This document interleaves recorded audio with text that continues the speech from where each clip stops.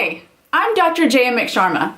For the last 10 years, I've been lucky enough to practice medicine, which has been awesome in a lot of ways, but it's not my true calling. This is the journey of how I'm going from J.M. McSharma, MD, to J.M. McSharma, writer and actress. Welcome to Cat Robes and Coffee.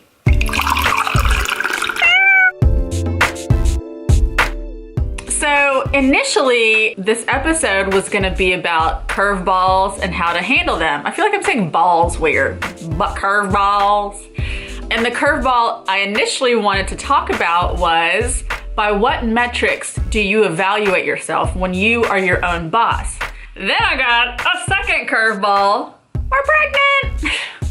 Welcome to the vlog about curveballs. Whether it's working from home, being your own boss, pursuing your passions, or finding out you're pregnant, I'm gonna teach you how to deal with curveballs. So you've taken a leap of faith. You've started your own business, started your own vlog series. You've started pursuing your passions. How do you know that you're doing a good job? So I've got 10 ways, thanks to tons of friends and colleagues and people who have done this before me, who have given me advice on how to handle not only curveballs, but self-evaluation and how to make sure that you stay on track to do the work to pursue your passions every day. Now, I have totally drank the Rachel Hollis Kool-Aid and established a morning routine. With curveballs such as pregnancy, you may not always get up, work out, take a shower, meditate, journal, and write your goals for the day before you get to work. But each day I get up with the intention of accomplishing my morning routine, and I give myself a little check mark for every day that I'm able to do it.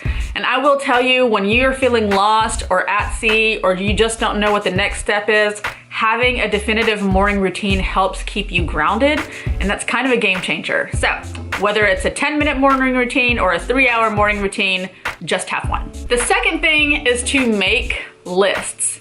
Especially for performance-based people such as myself, the very act of crossing something off a to-do list is practically exhilarating. And my friend Lauren Vizza also had a good point, which is add to the list things that you have done, because it's not only a to-do list, it's also something you can look back on at the end of the day or the end of the week and be like, dang, I did that. I stayed on track and I completed those tasks, and I deserve a pat on the back for doing that. Rule 3, have a space that you dedicate to work. Especially if you work from home, you can kind of feel like work and home are merging into this like horrible paradox of never really ever being able to relax. And so you need a dedicated workspace, whether it's in your home or a coffee shop or an office that you rent, because you need to be able to clock in and clock out, which brings us to rule 4, clock in and clock out. One pitfall that I found like when I started working from home is that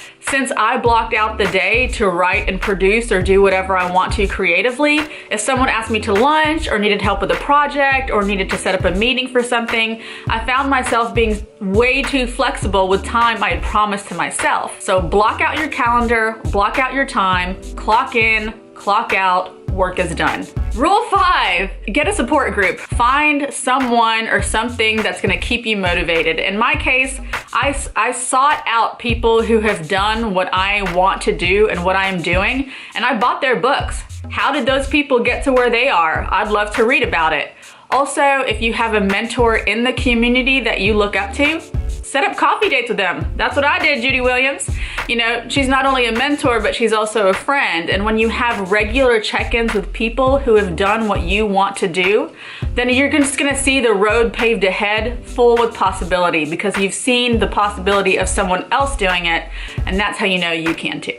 Rule 6, have goals. Goals every day, goals every week. Where do you want to be in 3 months? Where do you want to be in a year? If you can list out these goals, for me, I need to physically see them on the wall, then it helps keep me on track to say yes to the things that are going to take me towards those goals and say no to the things that are going to take me away. Fun fact in pregnancy, even in the first trimester, I constantly feel like I'm out of breath.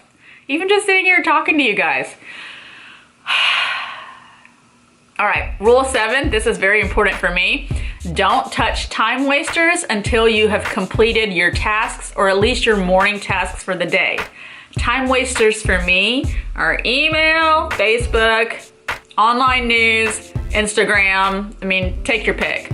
So don't even turn those things on until you have a scheduled break in the day, because if you start your day out with miscellaneous time wasting, that's setting your entire tone for the day. That also takes me to rule 8, which is kind of opposite to rule 7, but it still works, which is give yourself some grace.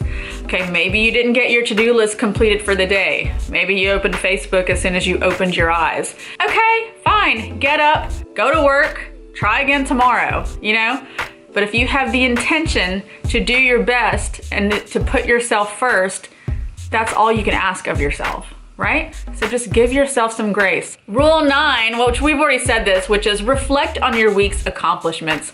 Give yourself a pat on the back. You may not have an evaluator telling you every week what a good job you're doing, so you need to be able to tell yourself. And also, the more you can be convinced of your own good work and the quality work that you're doing, the less you'll rely on people's outside reactions, which really shouldn't matter anyway, nor should it ever dictate the direction in which you pursue your passions. And lastly, rule 10. Okay, I can't do it. This is something I also learned from my mentor, Judy Williams.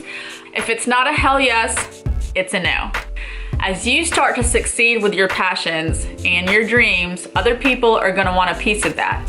And they may have the best intentions as well, but remember, you need to go where you've planned to go. It's okay to say no. So whether it's events, parties, projects, friendships, relationships, if it's not a hell yes, it's a no. Those are 10 rules that I have learned have helped me massively deal with curveballs. I hope that they've been helpful to you. They're definitely not my ideas. They're just rules and guidelines that I've implemented from wonderful family, friends, and colleagues who have helped me along the way. And so I've just assimilated them, Leroy Gibbs style, and presented them to you, hopefully in an easily digestible format. And that's ironic because nothing is easily digestible for me right now, but we've only got 2 weeks left in the first trimester and we're hoping to feel better in the second. Pregnancy is fun. Don't forget to subscribe to our YouTube channel, and we'll see you guys next week. Oh, and if you'd like to stick around, we have our super gross baby announcement tacked on to the end of this video to share with you guys, so hope you enjoy. Bye.